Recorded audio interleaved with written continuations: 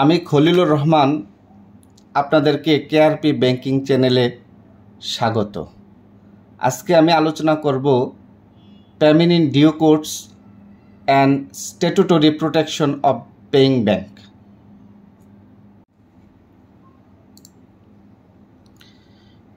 What is payment in due course? Payment in due course মানে হচ্ছে making payment in accordance with apparent tenor, in good faith, without negligence to any person thereof, and no reasons to believe that he is not entitled to receive the payment. এই definition থেকে আমরা কতগুলো condition পাই, যে কন্ডিশনগুলো fulfil করলে পেমেন্টটাকে আমরা payment in due course বলবো। এক হচ্ছে in accordance with the apparent tenor, দুই in good faith without negligence, তিন পেমেন্টটা হবে এনি পার্সন যার কাছে এই পজেশন ইনস্ট্রুমেন্টের পজেশন আছে, চার কোনো কারণ না সে এই চেকের মালিক নয় বা এই চেকের পেমেন্ট সে পাবে না এমন বিশ্বাস করার কোনো কারণ নাই। তাহলে এই কন্ডিশনগুলো ফুলফিল করলে একটা পেমেন্টকে আমরা পেমেন্ট ইন ডিউ কোর্স বলবো। আমরা কতগুলো উদাহরণ দেখলে বুঝতে পারবো। আমরা যে কতগুলো কন্ডিশনের কথা উল্লেখ করেছি, কন্ডিশনগুলো আমাদের কাছে আরও ক্লিয়ার হয়ে যাবে। প্রথম কন্ডিশনটা ছিল যে in accordance with apparent tenor। তাহলে apparent tenor মানে কি? মানে within the validity period of the ইনস্ট্রুমেন্টের ভ্যালিডিটি পিরিয়ডের পরেও পেমেন্ট দেওয়া হবে না, বা ইনস্ট্রুমেন্টের গায়ে যে ডেট আছে সেই ডেটের আগেও পেমেন্ট দেওয়া যাবে না। যদি এর ব্যত্যয় ঘটানো হয় তাহলে এই পেমেন্ট ইন ডিউ কোর্স হবে না। এখানে একটা example, a banker has paid a cheque dated 31/8/2023, but banker payment করছে সেটা 2023 সালের আগস্টের 20 তারিখে, কিন্তু চেকের গায়ে ডেট আছে 31 আগস্ট, পেমেন্ট করছে 20 আগস্ট, 11 দিন আগে পেমেন্ট করেছে। তাহলে এই পেমেন্টটা অবশ্যই ডিউ কোর্স হবে না, কারণ এই পেমেন্টটা হয় নাই অ্যাপারেন্ট টেনরের মধ্যে হয় নাই, অ্যাপারেন্ট টেনরের মধ্যে পেমেন্টটা হয় নাই, যার কারণে এটাকে আমরা পেমেন্ট ইন ডিউ কোর্স বলবো না। Payment must be made in good faith. Paying banker পেমেন্টটা করবে এই বিশ্বাসে যে পেমেন্টটা রিসিভ করছে বা করছে সেই হচ্ছে রিয়েল পার্সন যে পেমেন্টটা পাবে বা পাওয়ার কথা, এই বিশ্বাসে সে পেমেন্টটা করবে। তার মধ্যে এমন কোনো সন্দেহ করার কারণই জাগবে না যে পেমেন্টটা রিসিভ করতে আসছে সে আসলে রিয়েল পার্সন না। তাহলে ট্রু ওনার বলতে তাকেই বোঝানো হবে, বুঝবে, সে এই বিশ্বাসেই পেমেন্টটা করবে।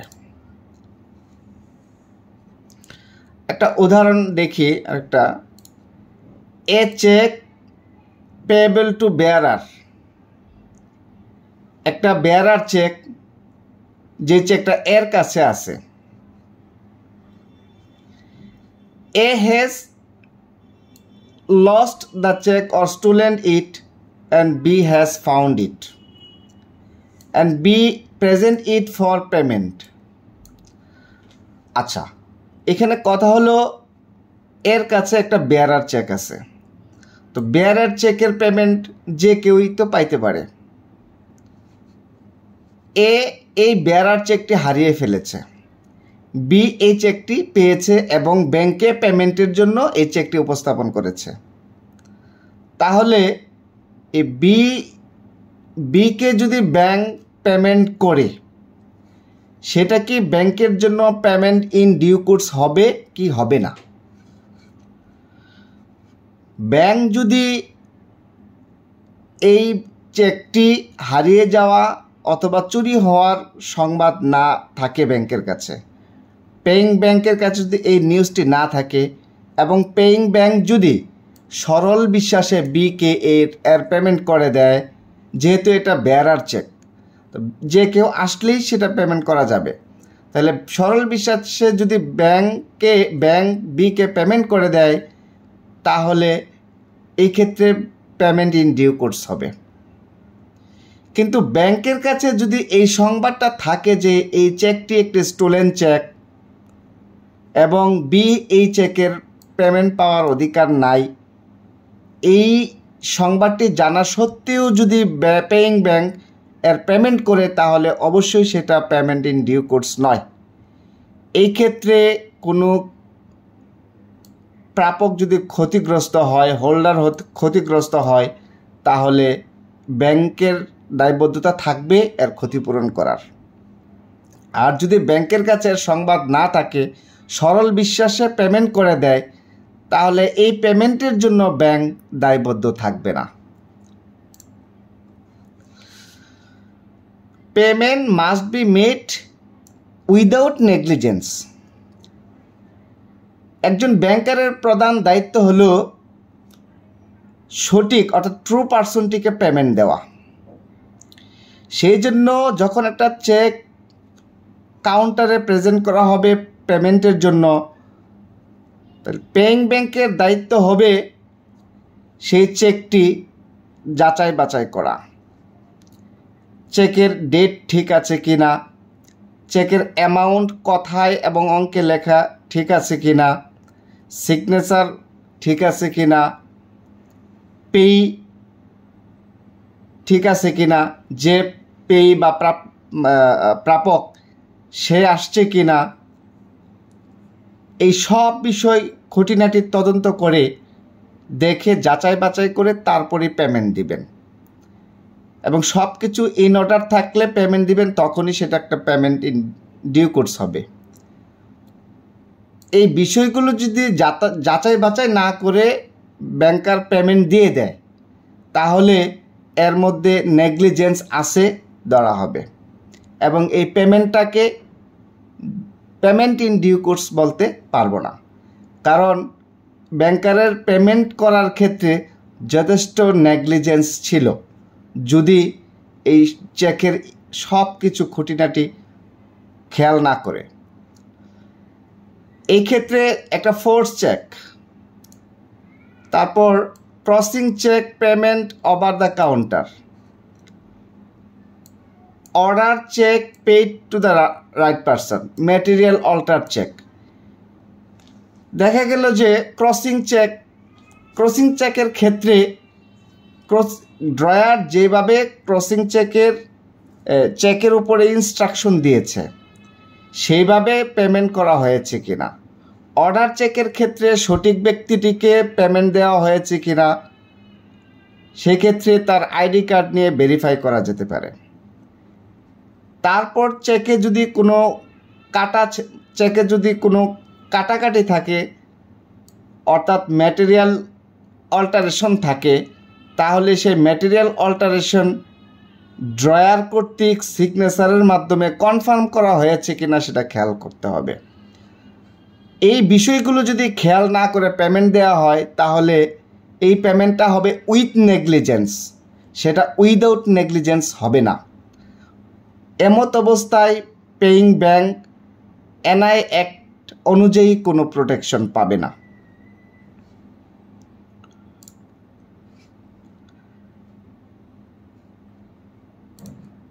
Payment must be made to the person in possession of the instrument. অবশ্যই যে চেক নিয়ে আসবে এবং পেমেন্টের জন্য কাউন্টারে প্রেজেন্ট করবে তাকেই পেমেন্ট দেওয়া হবে, যদি সেটা বেয়ারার চেক হয়। চেক ছাড়া কোনো পেমেন্ট হবে না, পেমেন্ট দেওয়া যাবে না। পেমেন্ট নিতে গেলে অবশ্যই চেক লাগবে বা ইনস্ট্রুমেন্ট লাগবে, তার কাছে পজেশনে থাকতে হবে ইনস্ট্রুমেন্টটি। Payment must be made to the lawful holder of the instrument and legally entitle person. যে লিগালি এন্টাইটেল এবং যার কাছে চেকটা আছে, সে যদি লফুল হোল্ডার হয় তাহলে তাকে পেমেন্ট দিতে হবে। No reasonable ground for believing that he is not entitle to receive the payment.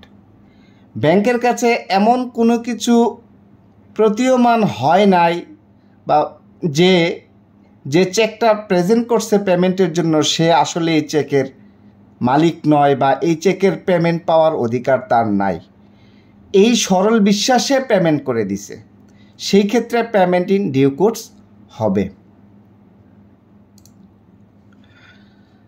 তাহলে একটা চেক যখন পেমেন্ট ইন ডিউ কোর্সে পেমেন্ট করা হবে, সেই ক্ষেত্রে পেইং ব্যাংকের কোনো দায়বদ্ধতা থাকবে না, সে সকল প্রকার লায়াবিলিটি থেকে ডিসচার্জড হবে, অর্থাৎ মুক্ত থাকবে।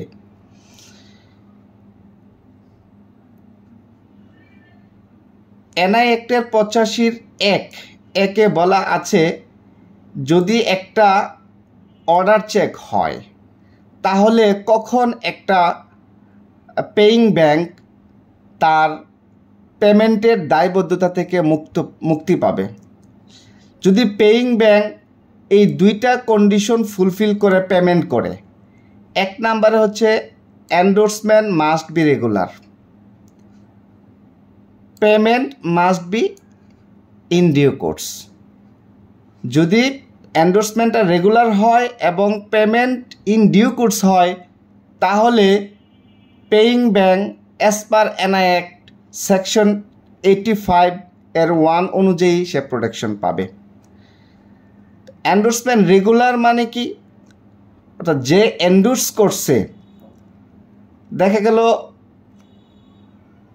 পেটুতে করিমের নাম আছে, করিম এই বলে এন্ডোর্স করলো যে pay to Sajjad, pay to Sajjad লিখে সিগনেচার হবে করিম, কিন্তু সেখানে করিমের সিগনেচার নাই, দেখা গেল সিগনেচার করছে রহিম।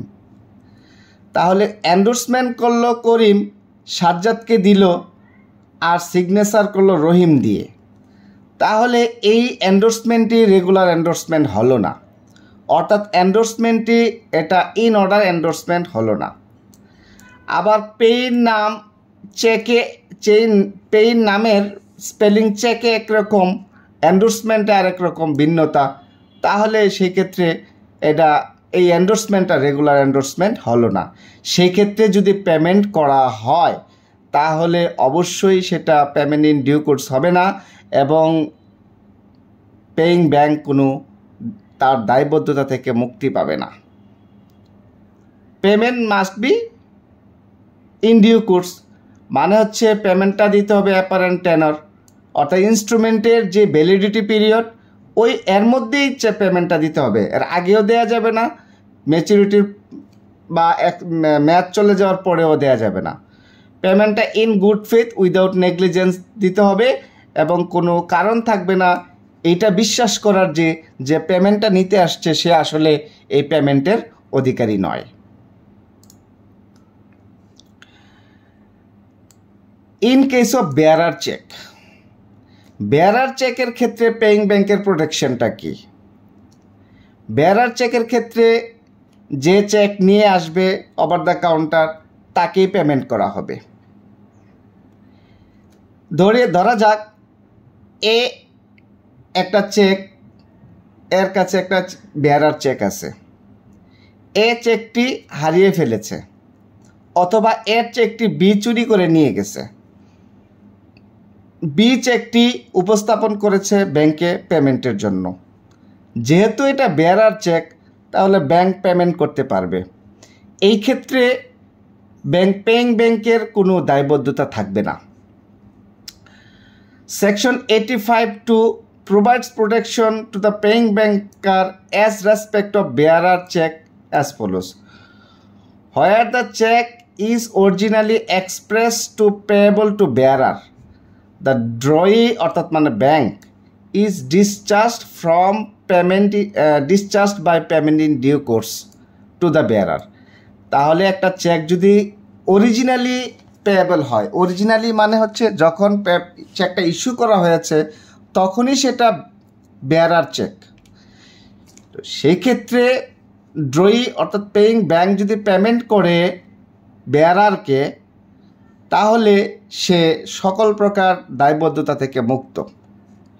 ইভেন যদি কোনো চোর বা কোনো পথিক ওই চেকটি পায়, কুড়িয়ে পায়, এবং সেও যদি ব্যাংকে পেমেন্টের জন্য উপস্থাপন করে, ব্যাংক যদি সেই ক্ষেত্রে পেমেন্ট করে দেয়, তারপরেও ব্যাংক তার দায়বদ্ধতা থেকে মুক্ত, যেহেতু এটা বেয়ারার চেক।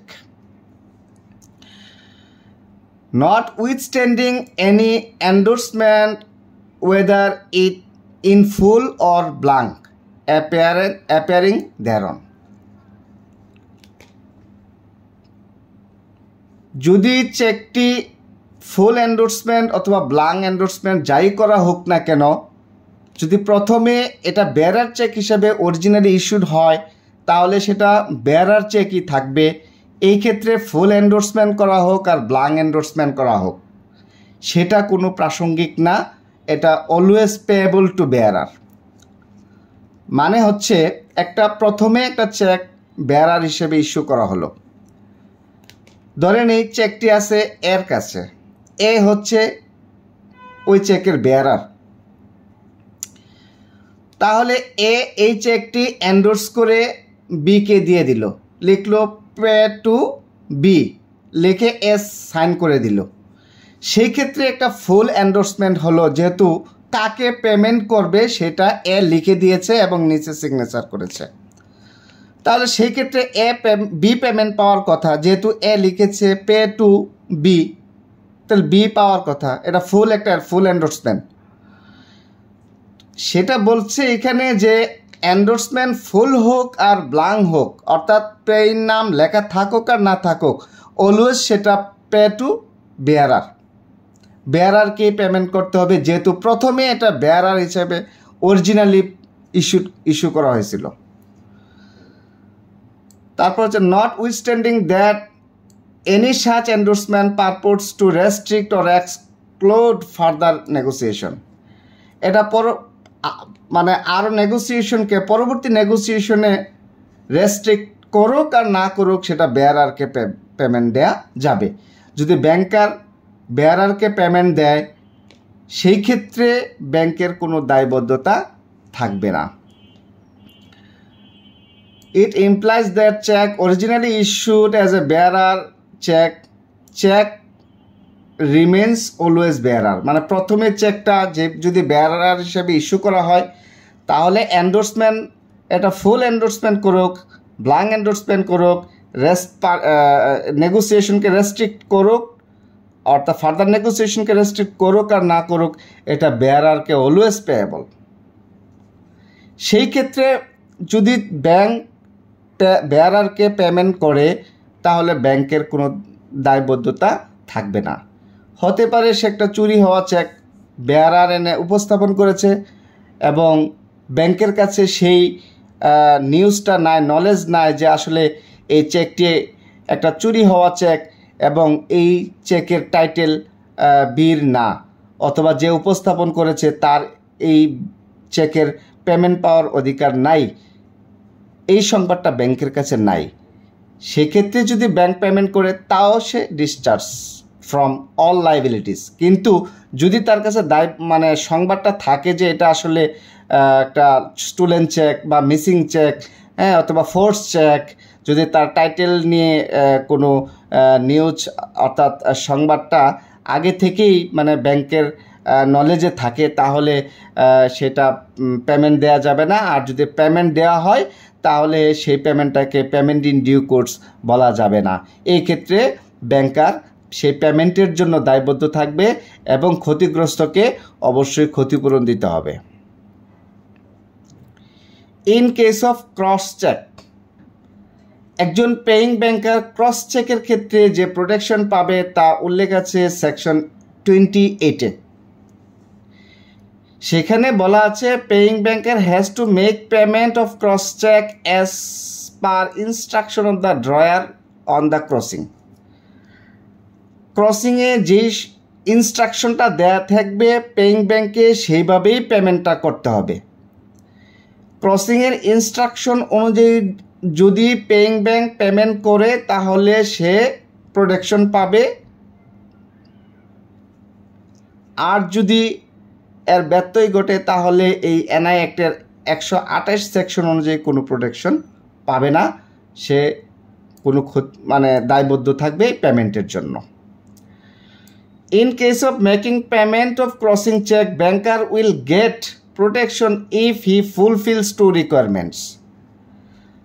যদি পেইং ব্যাংক দুইটা রিকোয়ারমেন্ট ফুলফিল করে ক্রসিং চেকের পেমেন্ট দেয় তাহলে সে তার দায়বদ্ধতা থেকে মুক্ত, অর্থাৎ সে প্রোটেকশন পাবে কোনো প্রকার ঝামেলা হলে পেমেন্টের ক্ষেত্রে, পেমেন্টের পরে কোনো প্রকার ঝামেলা হলে তাহলে সে প্রোটেকশন পাবে, সে সকল প্রকার দায়বদ্ধতা থেকে মুক্ত।